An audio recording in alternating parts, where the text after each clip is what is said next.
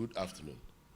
I am delighted to be here this afternoon to, firstly, commiserate and show concern to my brother on the events that happened across Nigeria a few weeks ago. I am particularly touched by what happened in Lagos because of the way it affected him personally and the good people of Lagos State.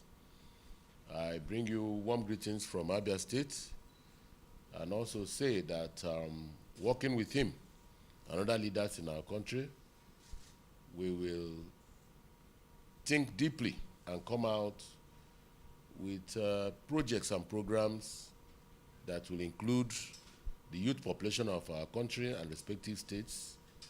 We will also mainstream the entire strata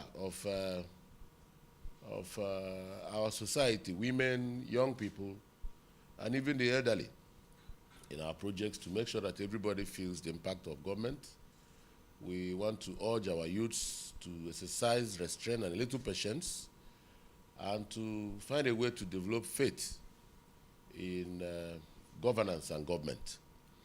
The recent events in America have shown that most countries are challenged.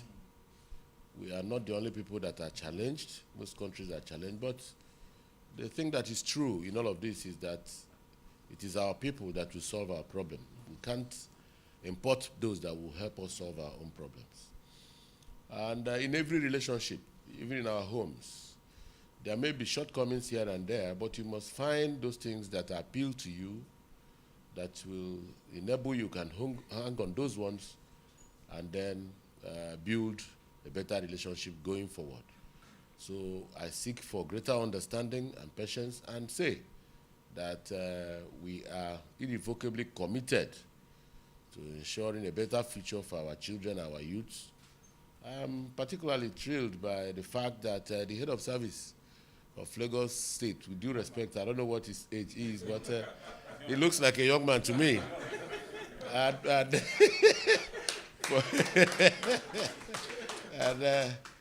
that is some good signal of great things to come in Lagos State and indeed our country.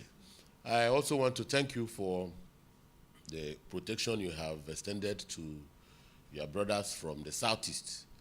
And I want to seize this opportunity to ask them to continue to be law-abiding and have respect for government of the day and for our country. And I'm sure and confident that under your watch that our people and their investments are safe in Lagos, and we will continue to live as a united country. With all of us working together, we can keep hope alive. Thank you very much for having me. Mr. Deputy Governor, Dr. Kadri Obafemi Hamzat, my cabinet members, including the young head of service, let me on your behalf welcome to the seat of government a very powerful delegation from Abia State, led by no other than His Excellency, the Executive Governor of Abia State, Dr. Ikpeazu Victor Okeze, and his very large entourage of competent commissioners of finance, budget, works, and from the liaison offices.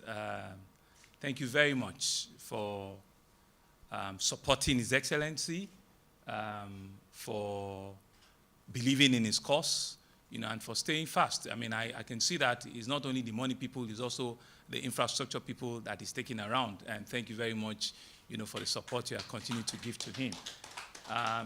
Gentlemen of the press, ladies and gentlemen, Your Excellency, first let me thank you and welcome you to my office, to the seat of government, and to thank you on behalf of the government and the people of Lagos State for taking this journey.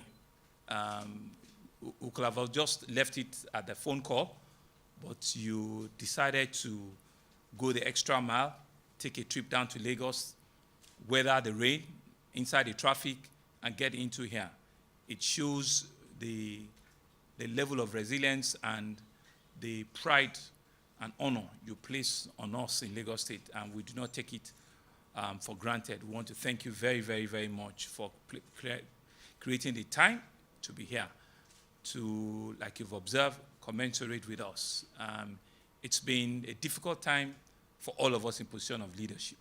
It's been a very, very challenging time for various levels of leadership, not only in our country, but globally.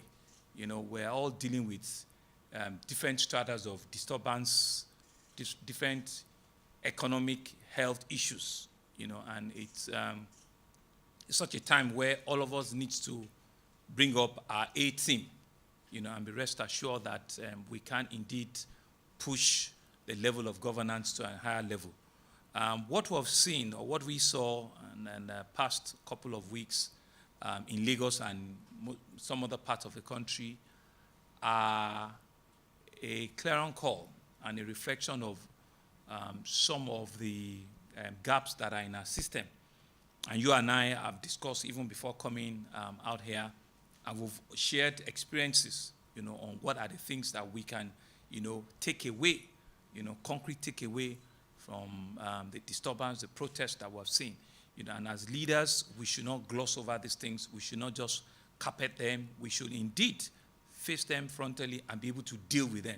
Because what is the whole essence of governance is really to bring about better, you know, livelihood for our people, creating an ambience where they can do well, and the protection of life and property. And I'm sure that we will not, you know, relent on those responsibilities. For us in Lagos, we have moved on. We are moving on. We're actually healing ourselves.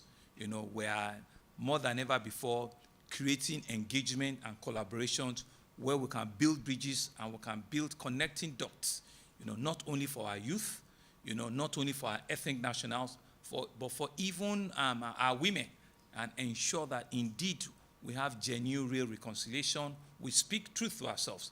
Just before this meeting, I'll just have a meeting with my local government chairman, and we're speaking, you know, real frank talk to ourselves. How do we need to raise, you know, the collateral of governance? You know, how do we ensure that the people that we have sworn to lead, they see us from that angle of indeed putting our very best to it? And so we are committed. And we know that, yes, so assets, unfortunately, have been ruined. Lives, unfortunately, have been lost. But we will pick up the pieces together and come out of it stronger, bigger, and better. You know, for us, it's always an interesting thing when youth think that they've not been given a right space. You know, my head of service that you mentioned is not only the young one there. In the cabinet, there are about 5 of them that are actually under 40, right? I mean, some of our, you know, big commissioners are all in their mid-30s and early 30s. You know, just so to show that indeed it's about the future. It's about, I mean, all of them. And we will not stop at that. We will ensure that we'll continue to have those levels of engagement, those levels of collaborations, you know, with them. Because that's really why we're in government. You know, and also to say that events happening around us in other parts of the world are clarion call for all of us to ensure that we just continue to put our very best, you know, into it. A couple of days ago, you know, which you also commented on, we had meetings with all of our royal fathers, you know, at the various, you know, regional level. And it's all the same thing, you know. They also want further engagement, further collaboration, you know, at each of those levels. And that's really what we've committed to do. And we're believing that as we wrap up the year and get into a new year, we will see further bigger collaboration and engagement with the youth. We read a budget yesterday that was totally focused on creating opportunity, creating job opportunity, wealth for the youth, for the women, for the less privileged, in health, in education, in infrastructure. You know, so it's about them. Indeed, it's about them, you know, and the voices will be heard. You know, we've picked up the pieces together, and we're saying that not only will Lagos come out better, I imagine Nigeria too will come out, you know, a lot stronger, you know, at the end of all of this exercise. And I want to once again thank you very, very much for taking out this time to be here with us this afternoon. Lagos, like you observe, it's a chromosome of Nigeria. It's a melting point of our country, right, where every ethnic nationality is here. And it's a place where we all do businesses, and so we're going to buy meat. We don't ask ourselves, is it a Muslim or a Christian meat? Is it an Hausa man or Yoruba man that has baked the bread that we're eating? That's the spirit we have, and that's how we engage ourselves. We do not look at, what tribe or what color or what race you come for us to engage, ourselves. And that should be the spirit that we all see around, and that's the spirit we're taking, forward. And so, Your Excellency, I want to thank you again. I want to thank you very much. I want to commend you for the very good work you're doing in Abia State. We know how tough it also could be, to manage, an enterprising state like yours, but we're convinced that you'll give it your very, very best shot. And I want to thank you for embarking on this journey. We will be furthering our collaboration, at our various engagements, outside of this place. So thank you again, Excellency, for coming. Thank you, sir.